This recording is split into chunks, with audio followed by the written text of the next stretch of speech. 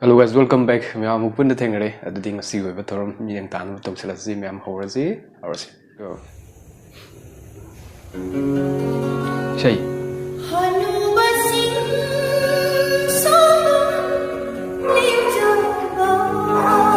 Koi lila gi say sak ko do male ko.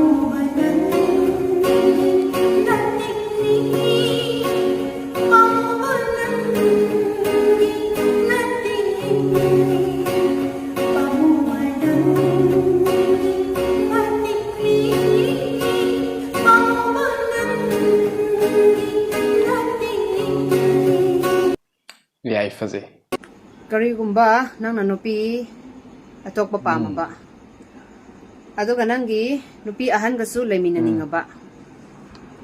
According to the Constitution of India, there is an article which says kari article ta ngai lady de lai re article kari su laite nang na lemina riba nupi do ado gamak laite ba kangbra Yam munna thawai ta na Taba kangu zu yorom gani habdi nupi da sopa habdi nupi ani ga luning ba kangu jing ko yamun naga taram doine hey sakom jide uni chisin chitia yo bam jere ne ni wa kan reu like ko mai sana bra to sen chowa ro uni kon like ki imai oh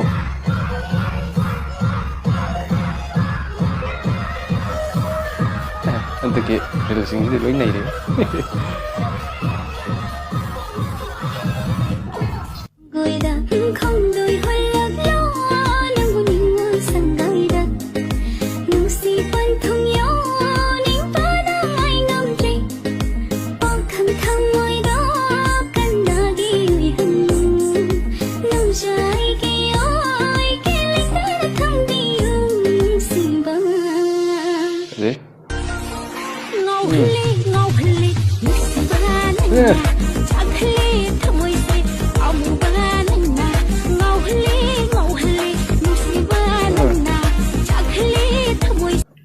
Sakna chaba yade khangna phajaba ingona sum ngawra leirano chalo paisa paiba ma yengjaru ro kuri no khangde me sakna chaba yade je khangi bane ba sum kaino ba laikai ahal singna aigi matau tammo hairini ado ai matau tambada ani phauti sigre ai kari matau hore jana nasa do mi ama oina ba hanu honau ai budi honadrasu yani oiroi akhoi na dana noi di ko mi oina ban honau ai jini boxing sanaba nupi laurubasidi wa hangatna khumba ngamda leire yam toli punsi se kaidawre no ba kitang hangatna khumuje pasapa pansam lage toiraba o nupi jidi ko boxing sanagera sanarogera ko adum hangatna khumbaje dum wara thabani nausum sakpiyo tumninge hairaga blackpink in your area na tawradi tokna taba matang matam yam chadaba do plastic surgery tawraga sakse thel lajira khangde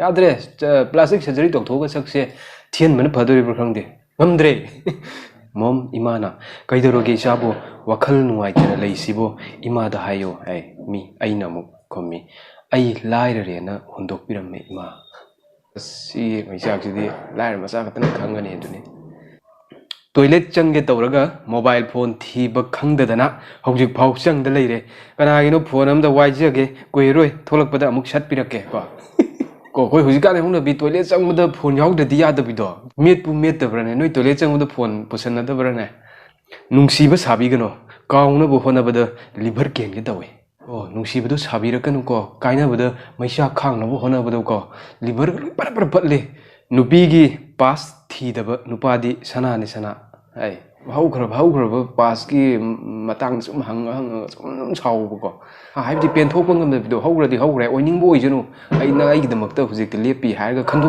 ngam dama do asengba nungsiba gi characters ko yengji ko nupa amana thamoi senglaba angang macha amagum mahaki girlfriend ta utkani ko nupana nupi amana thamoi senglaba mama amagum mahaki boyfriend bu loina bigani ko si sunggadra na khali ko sigi mo tawje phajamalasu phangde du tawre ne live update punsigi update haragadi saningai thaningai seningai karim lai salaktre sini punsigi anu update haragadi saningai thaningai seningai kem lai salakte kana gabu message thanari no khangde on lai gibasina kana gabu kari message bu thanai no khangde on bu 24 hour leine ai bu pokpa imadana ima sai gidana mama hey taunu ko mina nungai kiroi warau kini hek khallingaida isadi minai oibana halle tawdro mina nungai kiroi aina si hairade aina si tawrade mina nungai kiroi mana si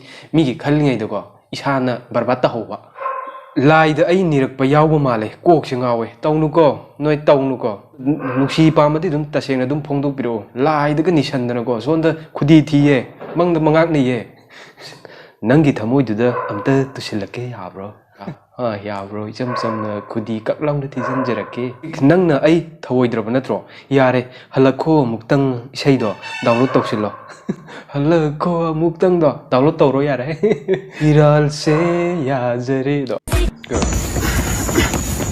kira king undare nai do digangi effect filter ai guys tawri Hello guys, ngasi de kole kasi untar le me se thaza bra man bra malang me ko si sai un gilam de salu na de ko yam line sem bi ai si kamai sem ma de mam gi ma fam da doctor ke loi fo yeng si kawai sem ro loi ju pa me si video je imana bi ko se imana bi si ha do bi mo ko Android organa ko Play Store da Apple organa App Store chang biro do Instagram edit da biro do download to sem biro video ma nang upload to ro adu 10 second hen oi ya da bani ko 10 second mo select to adu ga cut to bi ko adu ga restyle nam yoro mani ko restyle do nam mo adu ga nang snow gi filter do thola ni snow do thola ga dum snow fall do hapiro adu ga download to sem biro dum loi si mangai na tra si ole to malangba nangna humbada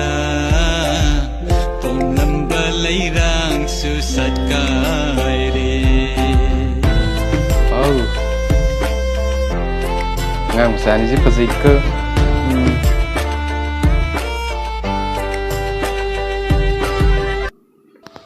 Singa itu hujuk semua pun dohi mana ni? Saya ini tak ada mana ni. Saya boleh nuai ngang apa tak? Ha? Mak sih, dah sih tu, langsung. Saya ini kerja hemi, saya nuai. Langsung. Nuai ni nuai. Angam di chen benang ramal. Hai bai tu bro. Anh là sao không phải tôi anh là sai tôi ngang mà nó phải cắt ngang tên nó. 24 đây. 24 đây kì. Cái là chụp bài cái nó sai anh là sao không phải lại tiếng không mà tấm chân đang anh sai ngang ngang được bro. Phía ta được mấy thằng như này. Ở đâu đâu Đâu đây. Xem có xem được bro. Xem. Hai bên làm miền bằng ngang. Ở đây cũng mà. Không, tấm đâu không. Como? Đúc làm hình bằng ngang. Con gì? Hả? Đi cầm tay không kìa. Thế nào rồi?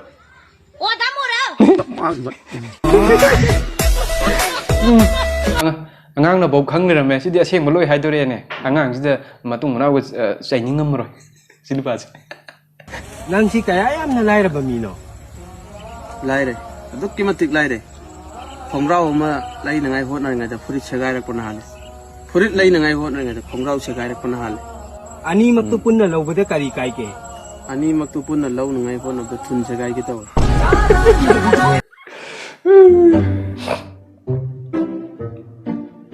hao ni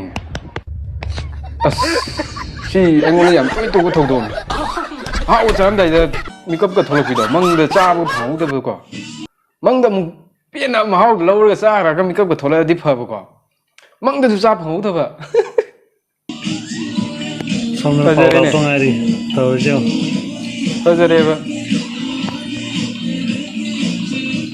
camera technical issue hay ta đấy co quay bao ba camera nung cái cả số the line bao phóng hết tập mọi người sẽ không được đâu cái dùng điện đó thì suy bây giờ tầm không gì nữa rồi tao gì mà hui hui cái này hay gì mà tao xí bùi yên cái gì già vậy này xí xà thì chứ cái máy nó bù tàu nó không đi âm ma nữa vậy yên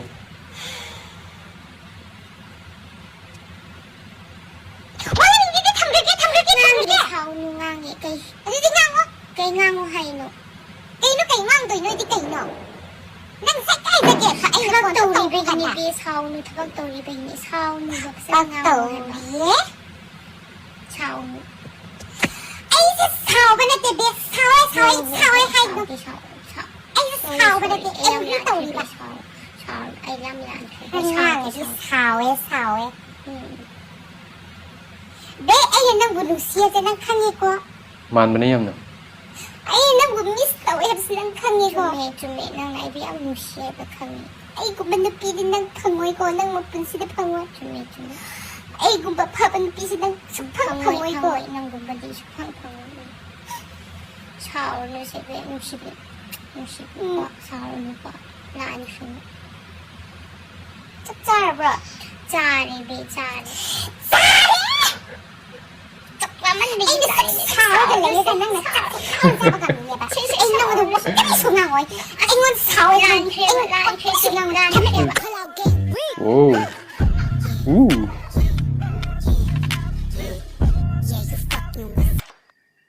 cái nó quay tới gì bỏ mà phấm xe nó quay làm phấm nè té hey nang kanan ha nang kanan no na quay nó phấm cho mà phu sản ở đây gì bộ nó mai cầm tập ban rõ yếm xe ai cái sợi dao đi bà thấy thế na cái đi nang cái sợi dao cái na yếm gì bên nơi na ban này bro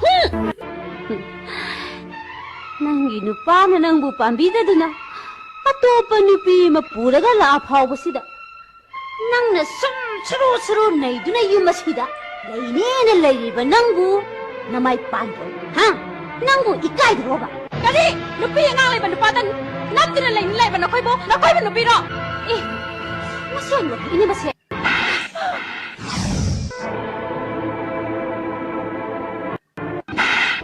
cái gì nó quay cái tao mà biết không có đâu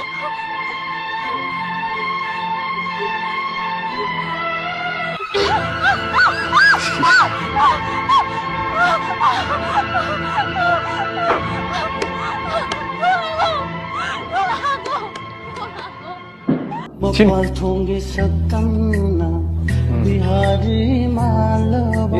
Bihari ba? Cái gì nó nè?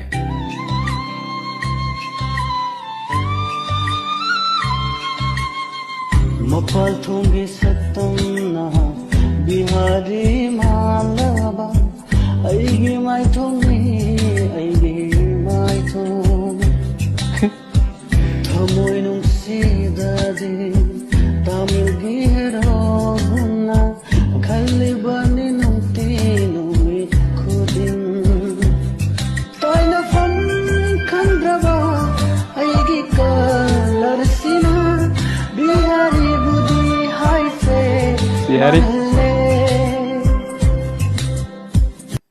Bihari mandraba isni adudi ngasi gona di matang sa video tensil azi mathang video da mukhunar zi myam ngasi gona di kain zi myam goodbye